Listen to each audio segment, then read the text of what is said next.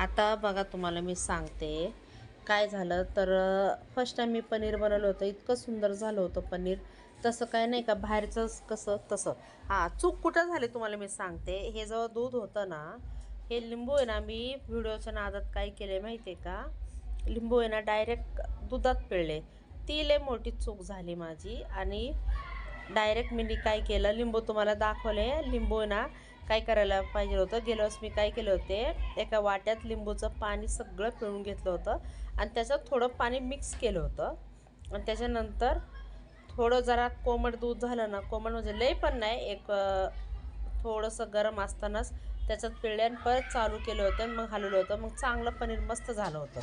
हे चुकले मोठी गोष्ट झाली माझी. डायरेक्ट लिंबू पिळले ना, तर तुम्हाला पण सांगते, डायरेक्ट लिंबू पिळल्याने पनीर होत नाही, म्हणजे नाहीच होत. आता चूक मला कळली, मी पुढच्या वेळेस परत तयारी करणार आहे. आणि ही तर एक लय मोठी चूक झाली हो का. आता एवढं जोरात आहे ना, माझंच खरंच नशीब दे हो, डायरेक्ट माझ्या पायावर नाही पडला, खाली पडलं बघा. आता एवढं मोठं माझ्या पायावर म्हणजे पडलं, ते वरवंटा केवढं जड आहे तुम्ही बघू शकता. आणि नशीब व्हिडिओ चालू होतं म्हणून ते रेकॉर्ड झालं, नाही तर नसतंच झालं. हे असं किती कुटाने माझ्या नशिबाला.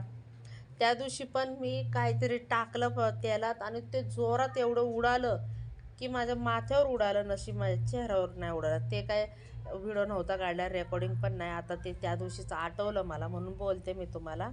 तर बघा अशा कुटाने, इतके कुटाने काय ना काय होत असतं. तर बघा पालक मी मिक्सरमधनं काढले आणि त्याच्यात ना, ते एकाने कुणीतरी कमेंट केलं होतं शॉर्ट व्हिडिओला माझ्या, पालक शिळं आहे वाटतं. पालक शिळं वगैरे काय नव्हतं. पालकमध्ये ह्याच्यात मी लाल चटणी वगैरे टाकलं होतं ना, आणि शिजवून खूप घेतले होते ना, म्हणून ते कलर जरा वेगळं वाटत होतं. बाकी काय नाही, बघू शकता तुम्ही पालक ताजंच आहे आणि कलर हिरवाच आहे. पण खूप शिजवून आणि लाल मिरची तिखट वगैरे टाकलं होतं, त्याच्यामुळे हळद वगैरे हे ते, त्याच्यामुळं कलर चेंज झालं होतं. मग थोडंसं काळपट कलर आलं होतं. कळलं का. हे पण उत्तर देऊन टाकते मी व्हिडिओमध्येच तुम्हाला. तर हे बघा असं मी मस्त पालकची ग्रेव्ही केली आणि तुम्हाला खरं सांगते, पालकची ग्रेव्ही इतकी सुंदर झाली होती.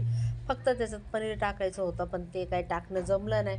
का जमलं नाही तुम्हाला ते पण सांगते. कारण ना, एवढा वेळ ठेवले 8 वाजता ठेवले, 9 वाजता उघडून बघितले तर अक्षरशः ते पनीरच झालं नव्हतं. मग परत म्हटलं आता काय करू, म्हणून परत पिळले, परत ठेवून टाकले. आणि हे 2 कारले घेतले होते मी, नाही का, असंच खूप दिवस झाले म्हणलं चला कारलं नाही खाल्लं.